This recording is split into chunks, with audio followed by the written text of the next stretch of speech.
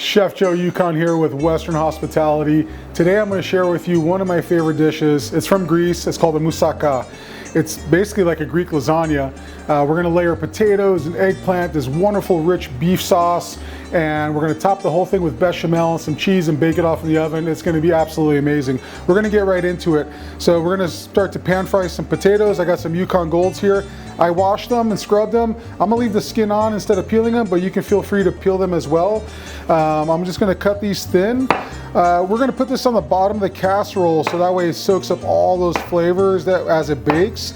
But I am gonna pan fry them in some olive oil just to give them a head start. It allows me to get some really wonderful flavor and richness from the olive oil, as well as I can get them seasoned and get a whole nother layer of texture and flavor by cooking them ahead of time. Traditionally, this is the way they did it in Greece. They would deep fry them and then they would layer their casserole. And today we're gonna just do a quick little pan fry with some really good olive oil. You want something with a good smoke point, so you don't want something that's too expensive. You just want something that's full flavored. So let's get those sliced up. We're gonna get these little butt ends out of the way. You can obviously save these for mashed potatoes. We're gonna put some olive oil in our pan. Since we're pan frying, we're gonna put a decent amount. I want about a full layer of oil on the bottom of the pan. So this will probably be a good half cup of olive oil on the bottom. But we're also gonna utilize this for the eggplant too. So we'll get the potato started here. And then once we get the potatoes out, we're gonna get the eggplant in here. Once we get the eggplant out, we're gonna go in with the beef sauce. So we're really gonna just keep this olive oil going. You want it about a medium-high heat. You don't want it too hot because you don't want to burn it too quickly. There's a lot of starch and sugars in potatoes, so these can burn on you. We just want to give it a little bit of color on each side. And like I said, just get the cooking process started. So that was about 3 small to medium-sized potatoes. I would say, probably just over like a pound, pound and a half. Really, it's up to you how much potato you want to put in the recipe. I want to get one solid layer on the bottom that I'm going to shingle. So you can see here, we almost have the bottom layer done. But after we get this other stack cooked off, we'll be able to get a nice solid layer. So we're going to keep an eye on this. Grab my tongs. And just take your time here. Like I said, don't go too hot. You don't want to burn them. Just a nice light sizzle. Move them around, make sure nothing's sticking on you. And that's it. We're gonna get those cooking for just a sec. I got my pan ready to go. So then that way I'm gonna transfer the potatoes to the pan, and we're gonna season with just a little bit of sea salt. So I like to season them when it comes out of the oil when I'm pan frying, especially if I'm gonna put other ingredients in. Salt seems to break down the oil a little bit. So in this case, rather than seasoning right now, I'm gonna season it when it comes out. That way the oil can hang in there for me while we're cooking the eggplant and the other ingredients. I'm gonna give these a turn. We got these getting nice and lightly golden brown. So I would say probably about 2 minutes aside is really all you need here. Like I said, they're really gonna finish cooking when you bake them in the oven with all the other ingredients.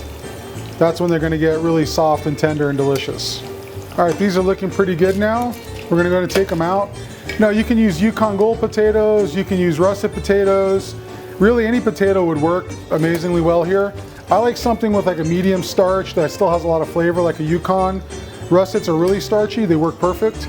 But yeah, your potato preference. But when I'm doing these type of dishes, I like something with a little bit more starch to really soak up all the juice and the ingredients, because this is gonna be our bottom layer.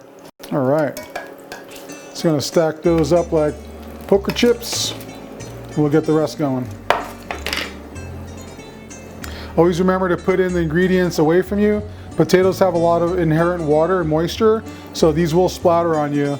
Obviously, if you soak them to take off some extra starch, like if you're making potato chips, you want to really dry them before you put them into the oil, or else it's going to splatter everywhere. But even just cutting them up like this, even though they look dry, there's a lot of moisture here. My next step for me is going to be my eggplant. I have these beautiful globe eggplants, and I can cut them long ways, I can cut them however I like. I'm going to cut them in half just to make it more manageable for the size pot that I have. And the skin is perfect here. I just like to take a little bit of the extra skin off. You can absolutely peel these all the way. Eggplants are like a sponge. That's what's wonderful about using them in a lot of different dishes, especially this type of comfort dish. But the skin really isn't. The skin basically is not even really penetrable. So I take some of it off just to expose more of the eggplant itself. the meat on the inside. That way I just have more surface area for it to soak up the oil. So as these are cooking, I'm gonna give it a quick check. Everything's looking pretty good. I'm gonna keep moving on with my eggplant. That way I'm multitasking and I'm ready for the next step. Same like the potatoes, you can go as heavy as you want on these eggplants. You can make it a really heavy shingled layer. I just want one layer of eggplant just to be covered. Eggplants shrink a lot when they cook too, so keep that in mind. So whenever I'm putting these layered ingredients in, I'm gonna shingle them lightly so as they roast and shrink up, it's still one nice layer of every ingredient. Let's take a look at these potatoes. We'll probably pull these out. Yep, these are looking perfect. They're still raw at this state, but like I said, we're not looking to cook them. We're just giving them some love. All right, we're gonna come back and season those in just a second when our eggplant's cooking. So we're gonna get the eggplant going in here. What I like to do with the eggplant, just to get more flavor in there, and allow it to absorb even more, is just score it. Scoring is when you take a sharp knife and you just go across the meat. So when you score and salt your eggplant, it just helps with the texture. It just makes it a little bit more firm. So that's a really great technique for you to do if you're making eggplant parmesan. If you're just roasting eggplant, just score it lightly, pre-season it. It's just gonna work a lot better for you. So once again, we're gonna get this going without the seasoning. I'm gonna season this after, just because I wanna keep this oil going for me. So eggplant going in.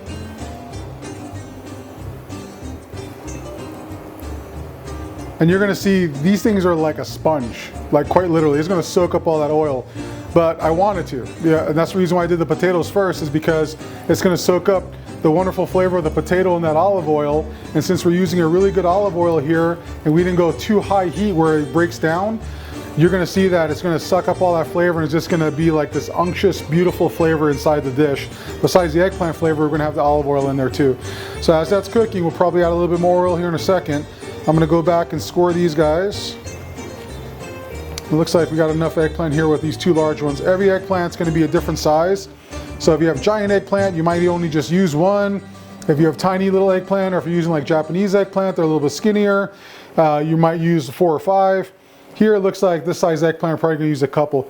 You can see like it literally dried up. So don't be afraid, just add more oil. That's it. So like I said, this is the good stuff. So, and this dish is all about comfort and about indulging yourself. So I wouldn't go light on the oil. Whatever you think it needs for the eggplant to give it some nice caramelization and pan fry. In the bottom there, after we took out the potatoes, about 1/4 cup. And I just added a couple more ounces of oil on top of that just to keep the cooking process going. And like the potatoes, I don't want to really brown it too much. I just want to get some caramelization, bring out the natural sugars that are in here, and get all that flavor soaked in. And that's exactly what we're doing here. So I'm gonna let those continue to cook for just a second. I'm gonna go back here and finish scoring my eggplant, and then we're gonna season up our potatoes. And this step is completely optional. You don't have to score the eggplant. I'm in the habit of doing so for all these different dishes. Whenever I use eggplant, I always score them. Creature of habit, you know? So now that we got those going, those are roasting, I'm gonna come back here and adjust the potatoes. They need a little bit of salt. So here we just have some really good sea salt. You can use kosher salt as well. Himalayan sea salt is great. I don't want to over season here because we're gonna have lots of layers of seasoned ingredients. So we want just enough to lift the potato flavor. I'm gonna get these potatoes stacked up again. That way I just make space on my tray. All right. Let's take a look at the eggplant. Looking good. We're gonna give them a little flip. Beautiful.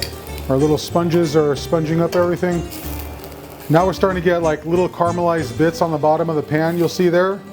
All this little thing is called fond, right? And we don't want it to burn, but we do want it to caramelize, so that's looking pretty good. When we go to the next step, when we put the other ingredients for the meat sauce in, all that fond is going to lift up and introduce itself back into the dish and become delicious. So we're going to move this eggplant out, get some more fresh oil in, and then we're going to get the rest of the eggplant cooking. As the eggplant's cooking, I want to start getting ready for my bolognese sauce, or it's like a bolognese sauce. So it's going to be a beef ragu, and we're going to introduce all these wonderful warm Mediterranean ingredients. So I'm going to get started on slicing my onion up. We're going to go for like a small dice. Sometimes you get these onions that aren't good. So don't use it. This one's a throwaway. Let's try again. We're gonna go ahead and dice up this onion. Lots of different ways to small dice an onion. This is my quick and easy. I take off the ends. I peel off the outside. All this stuff is great to save for veggie stock. You don't have to throw this away by any means. It'll make any broth more delicious. If you're not making broth that day and you want to save it, just put it into an airtight container, put that in your freezer, and then you have vegetables ready to go for a stock for a future use. I just cut these into little half moons and I stack them up. Super easy. All this is going to cook down into a ragu, so I'm not looking for the most precise, finest cuts. I just make it super simple and easy on myself, especially when I'm doing home cooking. I'm not doing anything fancy. I can even run through the onion this way. I could keep it flat like this, keep the tip of my knife down, go like that, rocking motion. I could do the entire onion that I've cut into half moons and just follow the contour of the onion like this. And the reason why I'm able to do so is because I have a sharp knife. Make sure your knives are sharp. So I have 1 cup of diced onions that we're about to get started on our beef sauce. As soon as this eggplant comes out, and we're going to lift up all that wonderful fond that's on the bottom of the pot. Yeah, those are looking perfect. So let's hit those out so we get the onions going. And you know what? While they're there, I'm going to season them because I'm going to have to add more fresh oil to get the onions going. So a little bit of sea salt. Make sure every layer is tasting good.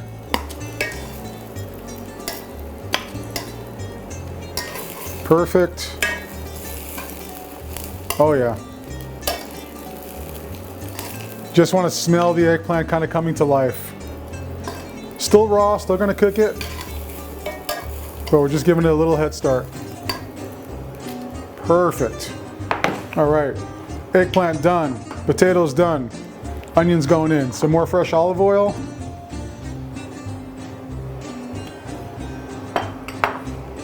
Onions going in, be careful.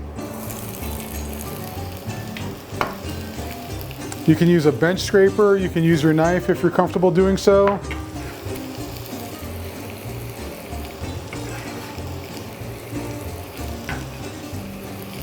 There you have it. Wonderful. So now that the onions are in there, it's going to give me an opportunity to really get the bottom of that pot kind of deglazed. So onions have moisture, and the bottom of that pot needs that moisture in order for it to get lifted off of the wonderful bits of eggplant and potato. So that's going to do that for me. So I'm going to get a wooden spoon here and start to scrape that bottom. And you can see how wonderful this is. Like, we're literally doing almost the entirety of the dish in one pot. And now that this is going to become a ragu, I'm going to start seasoning in layers. So now I'm going to start salting and adding other dry spices as we're cooking, because this is going to be the finished product of the beef sauce. So in this one, we're going to add about a solid tablespoon of kosher salt. Every salt is different. We love using diamond crystal salt. It has really large flakes, has nice clean salinity. But if you were to use like a Morton's compared to diamond crystal, you're literally going to use half the salt because the volume is different. So if you're not using the weight and you're using our recipes and we're using diamond crystal, just salt to taste. Or if you're using a different salt that's a smaller granule than a diamond crystal, like a Morton's or a fine sea salt, then just half the salt in your recipe. Okay, once the onions are going, we're going to get started on some fresh garlic. I love cutting this as fresh as possible, as last minute as possible. So we can mince the garlic finely. I love minced garlic. I like sliced garlic too, because I feel that it gives me the garlic flavor, but it's more capricious, if you will. Like, I think that, like, I'm eating the garlic, it's there, but then like if I want like a punch of garlic, I can see the garlic and I'm getting a bigger bite, right? I have that slice there. If I don't want it, I could kind of like push it off a little bit. So I just like the fact that some flavor is like in there, and then all of a sudden you get like this bigger punch of garlic. So when I slice the garlic like that, it gives me an opportunity to have those differences and nuances of flavor kind of running throughout the dish, which I really like. But feel free to take this and mince it up. This is going to be a 1/4 cup of garlic, fair amount of garlic. You know what, let's go for it. Let's go with these guys too.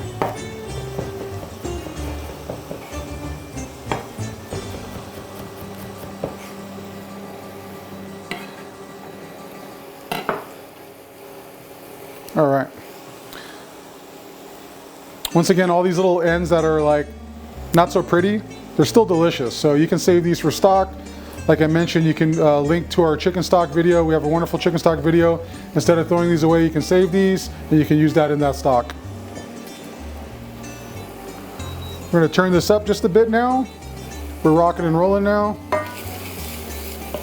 You can see here the moisture that the salt is pulling from those onions, and now the garlic is helping deglaze the bottom of that pot. And we're gonna add some other liquid ingredients in here too. But we're pulling that up. It didn't burn on us, just got beautiful caramelization.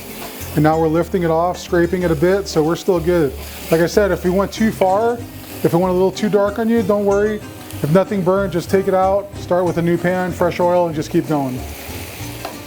Every base to an amazing dish starts with onions and garlic and olive oil, right? We're just gonna let that continue to cook, and we're gonna keep building on to our aromatics. Even though this is from Greece, this is still considered a sofrito. The building blocks are the same, onions and garlics and seasonings. We're gonna add in some shredded carrots, it's about 1 cup. And we're gonna add in some of our dry spices here. You can use fresh thyme and fresh oregano. Here we're using dry. I actually like dry oregano over fresh oregano. I just feel that once it wakes up in the olive oil, it has a lot more flavor. I like also breaking up dry herbs in my fingertips. I just feel like it releases more of the oils that are dormant in there. Next up, we're gonna add some celery. And for celery, we're gonna add about 1 cup as well.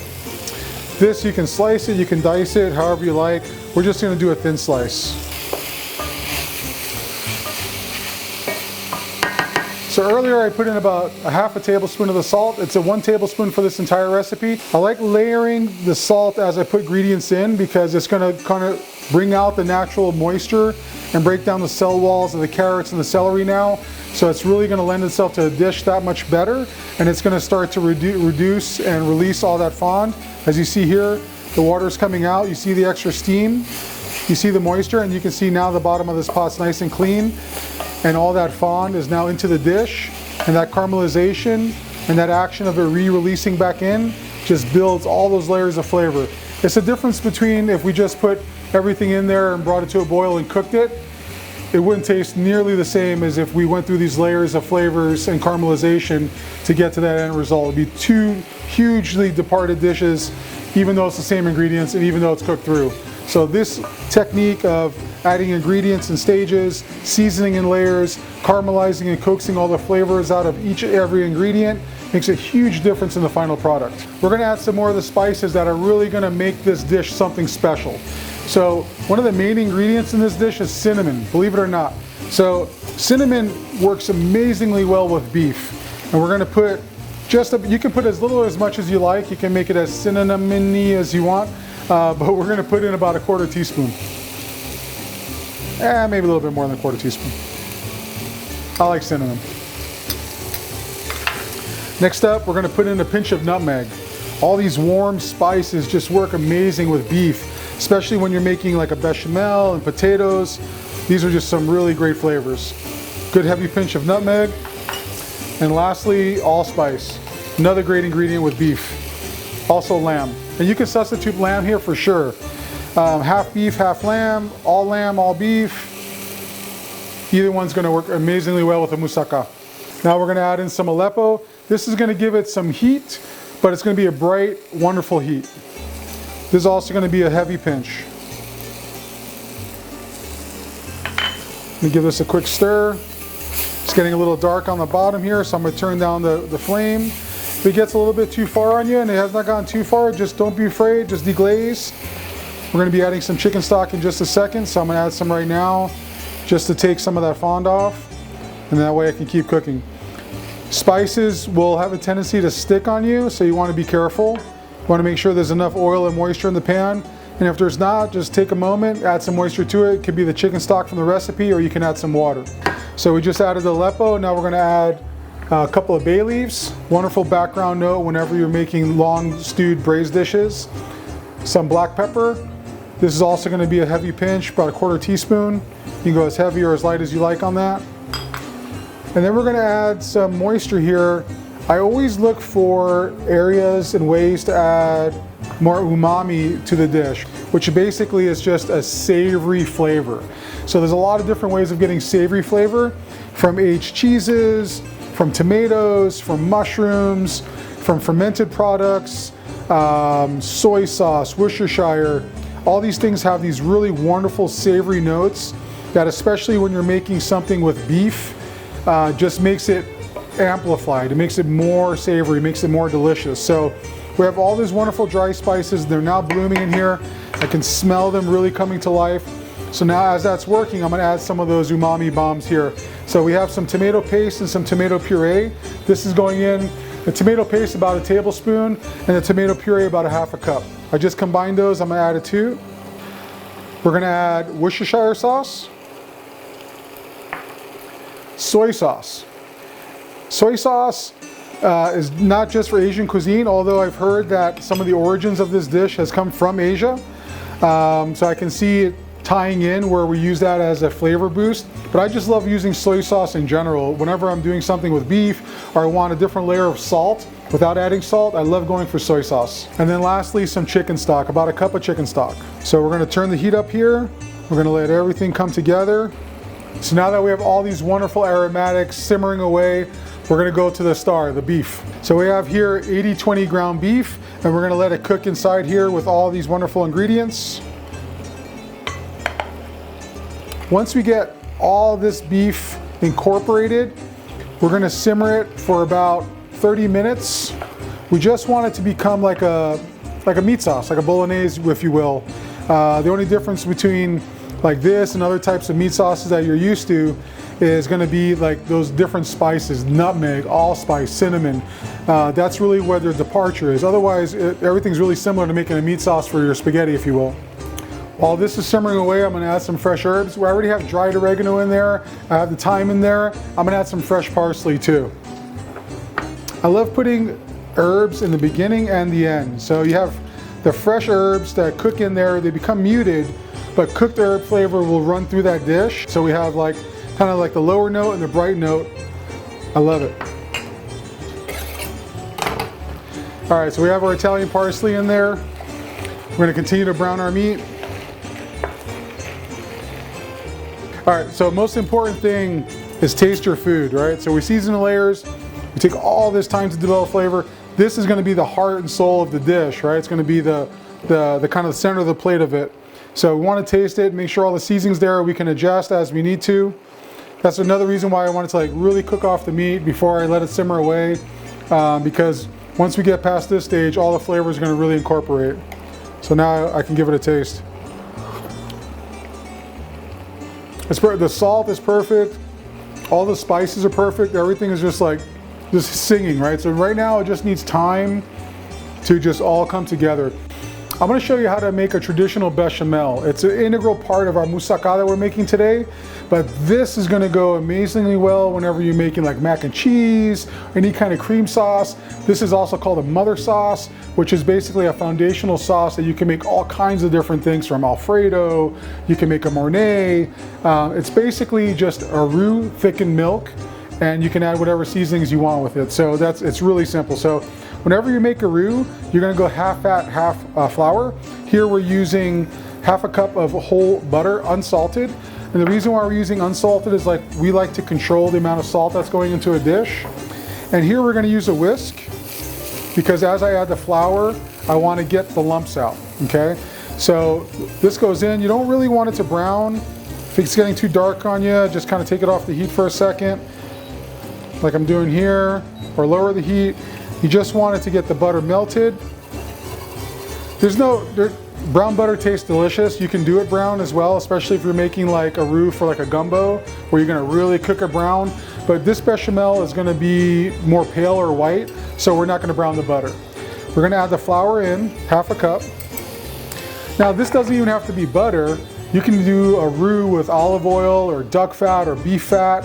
But for traditional bechamel and for what we're looking to do with it today as a topping for our moussaka, we're going to use butter. This is the way you'd probably make a cream sauce for a lasagna. Just a really great sauce to have in your repertoire. So here we want to cook out the flour a little bit. We just don't want the raw taste of the flour. We're not looking for any color. We're just looking for no lumps, and we're looking to cook out a little bit of that raw flour taste. And right when I start to smell it, it's nutty, when I can really smell the flour starting to toast, then I know I'm ready to move on to the next step, which is introducing the milk. So traditionally you want to have a hot roux and cold milk, or you want a cold roux and hot milk. And just the way it works out is that if you do that and you whisk in slowly, you're less likely to get lumps. So here we have a hot roux and we have cold milk. This is whole milk.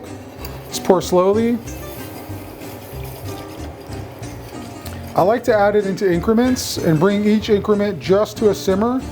That allows me to turn it into a paste, which also helps me keep it less lumpy. If you get lumpy on you, don't worry about it. You can hit it with an immersion blender. You can run it through a fine sieve to take out those lumps. You can put it in a regular blender. Here I just like to take my time so I could skip that step entirely. And since I'm whisking constantly, I'm going to turn the heat up so I can bring it to a boil. Since I'm watching it, I know it's not going to burn on me.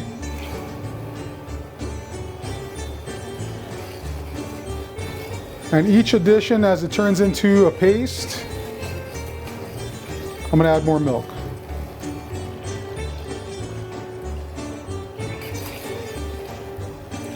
Now that we have a nice smooth paste, I'm going to go ahead and introduce the rest of the milk. Now here's the thing about making any kind of roux thickened sauce, like bechamel, or even if this was chicken stock and I was thickening it with a roux, but by the way, that's called a velouté, another mother sauce, is that it doesn't come to the full thickening power until you boil it. So the flour doesn't come to its full gelling process until it comes up to that boiling temperature. So right now it looks really thin and clumpy and weird.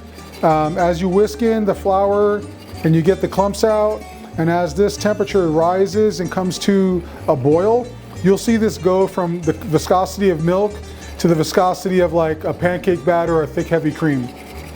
So just trust the process, keep whisking, wait till it comes to a boil. Don't be tempted to add more flour or more roux. It's going to get to the thickening that you want. Also, what we're going to do here is really traditional, which is called a liaison, which is a French term for fortifying this with egg yolks. So egg yolks are also going to lend its protein, and as it cooks, it's going to thicken the sauce as well. It's going to give it flavor, it's going to give it color, richness, but eggs are a little bit more temperamental. If you add eggs to this hot milk, it's going to just turn into like egg drop soup or scrambled eggs. So you want to temper the egg yolks in there slowly, but what I like to do also is wait till the roux has already thickened, come to a boil, it's more stable. So less likely for the eggs to break in there. So once I get this to boil, then we're going to introduce our egg yolks and some of our flavor that we're going to add to this bechamel. But one tip here is you definitely want to constantly whisk. It's worth the time to not walk away from this, just because the flour in there and the natural sugars in the milk, it will have a tendency to stick and burn on the bottom. So just turn it up and just watch it. It won't take too long. Make sure you get those edges where those flour can hide. Here we go. Starting to see some bubbles, and you can see right before your eyes, it's like magic. Starting to thicken up. Now that we have it bubbling away, you can see how much thicker it is.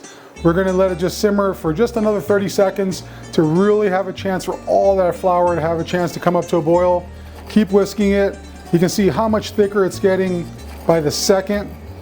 And now this is as thick as this is going to be. It'll get thicker if it cools off for sure, as it naturally dehydrates.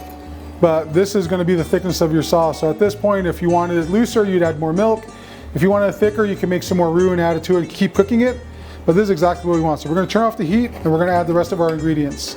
So the rest of our ingredients are going to be nutmeg, real traditional in bechamel. Nutmeg and cream sauces are just, they're a match made in heaven. So I'm just going to give it a good heavy pinch. You can go as heavy as you like on this, but we have some nutmeg in the rest of the dish that we're using. So I'm just going to put a good heavy pinch, stir that in. All right, so we have our nutmeg in there. We're going to add a good half cup of Parmesan. You can add up to a cup depending on how cheesy you want to make it.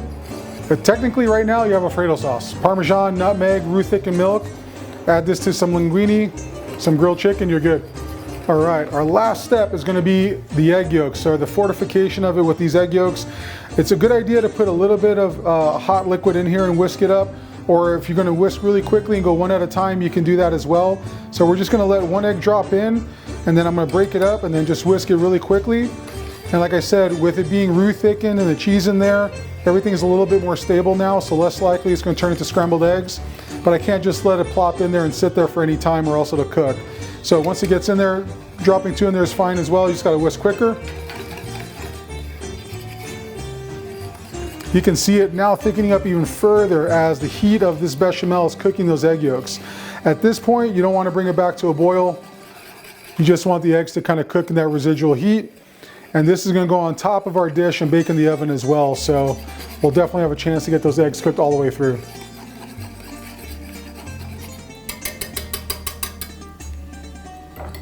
And there you have it, a traditional bechamel. Now that we have all our ingredients ready for our moussaka, our wonderful aromatic braised beef, our bechamel, we have our par-roasted Yukon Gold potatoes and eggplant.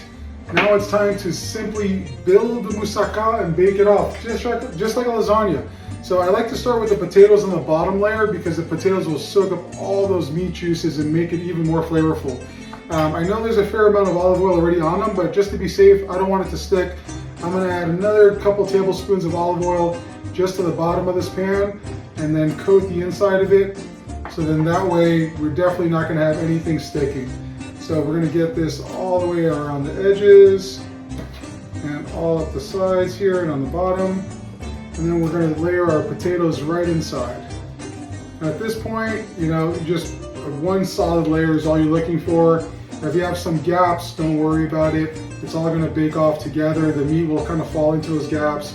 You can also break up some of the potato and fill those gaps if you like. But this is just rustic. You just want a nice layer is all you're looking for. So we'll get all those potatoes in there. If you wanted to add some cheese or do another layer of you know, some vegetable or some onions, or you know, just to make it your own, feel free.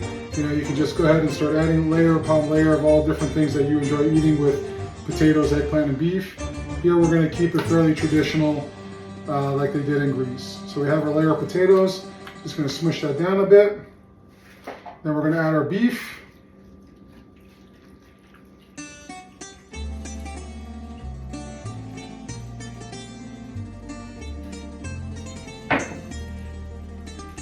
Depending on the size of your dish, I like to use these beautiful cast iron enamel coated casserole dishes. They worked wonderful for all these type of comfort dishes, but you can literally just use a casserole pan that you would use to make lasagna or baked goods. You just wanted a nice, deep, heavy pan that you can fit everything comfortably, and you can bake it in the oven for some time. So here we're using these enamel cast iron pans, which I absolutely love. They really hold their heat well and they cook nice and evenly. So I'm just going to push all this down, and that way we're filling all those gaps of the potato on the bottom. And have a chance for everything just to kind of cook nicely together. Perfect. So now that we have all the beef down there in one layer, now we're going to add our eggplant. Same as the potato. It's all going to bake together. We're going to top this with some bechamel and some cheese. That'll kind of fall into the gaps. So you can't really do any wrong here. You can make it into like a spiral. You can just lay them around like this. You just want even coverage. So whatever works for you, go for it.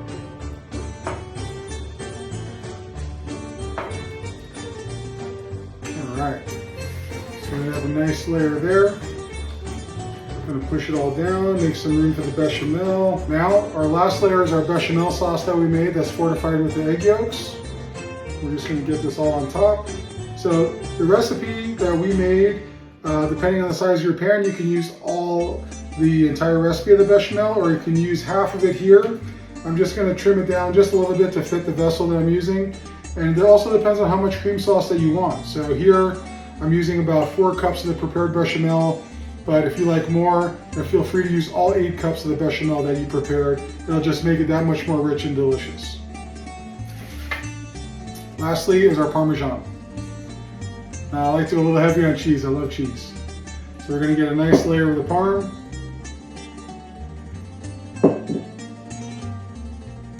Get that all incorporated into the Bechamel. And as you'll see when this comes out of the oven, it's all going to bake into a wonderful, deep, golden, brown, delicious crust. So now that the moussaka is all prepared and layered, we're simply going to put this into a preheated 350-degree oven for about 45 minutes to an hour till it's golden brown and delicious on top and super tender. If it gets a little bit too dark halfway through cooking, I'll simply put a lid on it.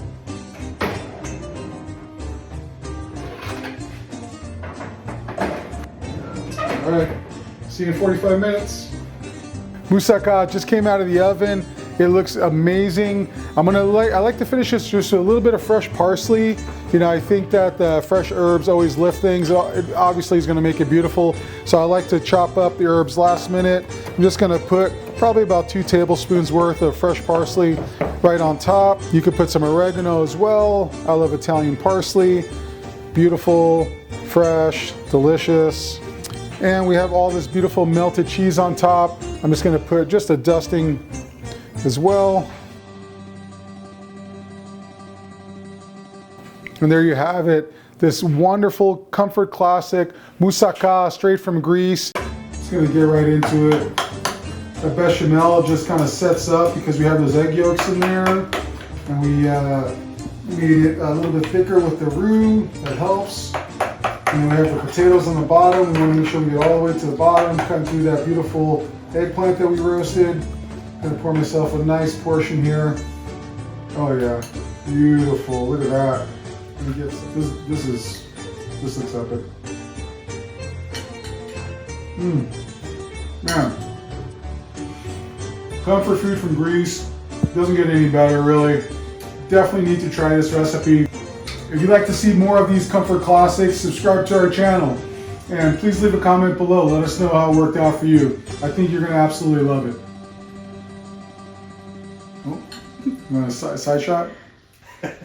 There's the thumbnail right there. Oh man, so good.